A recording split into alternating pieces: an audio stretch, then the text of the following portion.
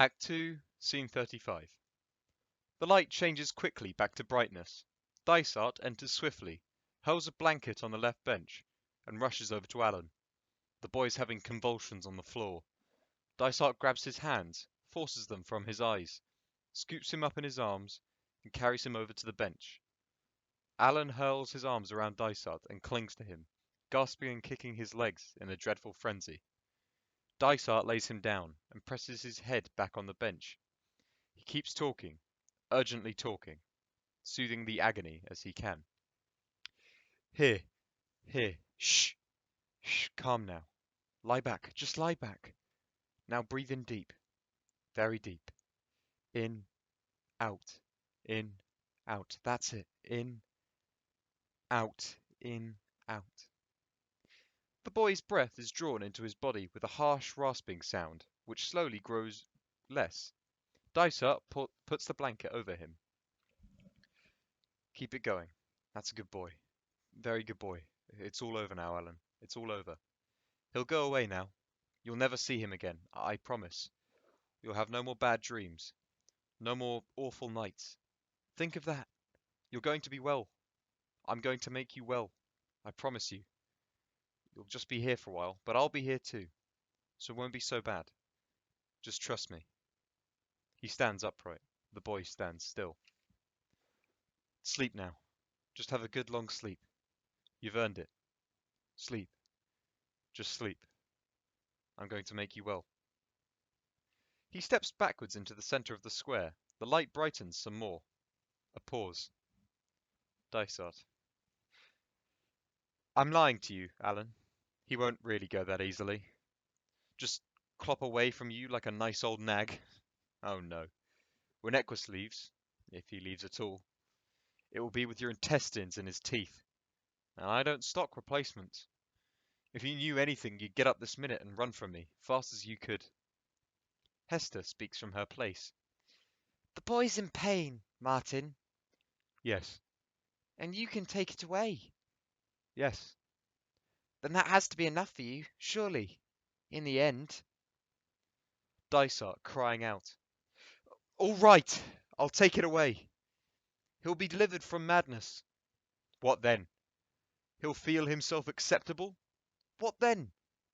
Do you think feelings like this can simply be reattached like plasters? Stuck onto other objects we select?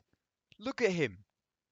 My desire might be to make this boy an ardent husband, a caring citizen, a worshipper of abstract and unfrying God. My achievement, however, is more likely to make a ghost. Let me tell you exactly what I'm going to do to him. He steps out of the square and walks around the upstage end of it, storming into the audience. I'll heal the rash on his body. I'll erase the welt cuts into his mind by flying manes. When that's done, I'll set him on the nice mini-scooter and send him puttering off into the normal world where animals are treated properly, made extinct, or put into servitude, or tethered all their lives in a dim light just to feed it. I'll give him the good normal world where we're tethered beside them, blinking our nights away in a non-stop drench of cathode ray over our shriveling heads. I'll take away his field of haha and give him normal places for his ecstasy. Multi-lane highways driven through the guts of cities, extinguishing place altogether. Even the idea of place. He'll trot on his metal pony tamely through the concrete evening.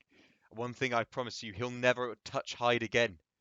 With any luck, his private parts will come to feel as plastic as him, as the products of the factory, to which he will almost certainly be sent.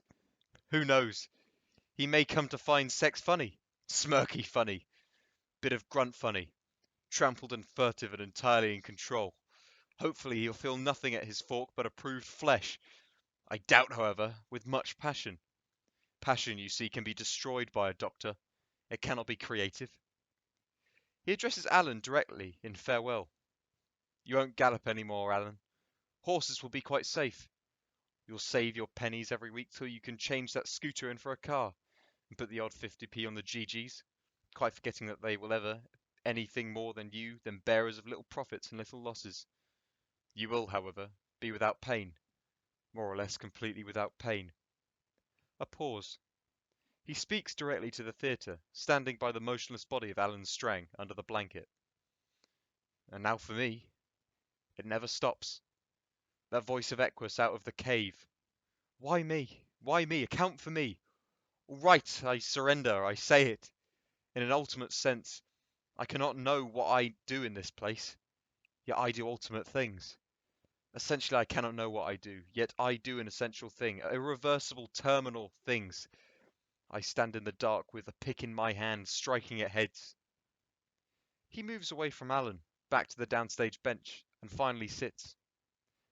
I need, more desperately than my children need me, a way of seeing in the dark. What way is this? What dark is this? I cannot call it ordained of God. I cannot get that far. I will, however, pay so much homage. There is now, in my mouth, this sharp chain, and it never comes out.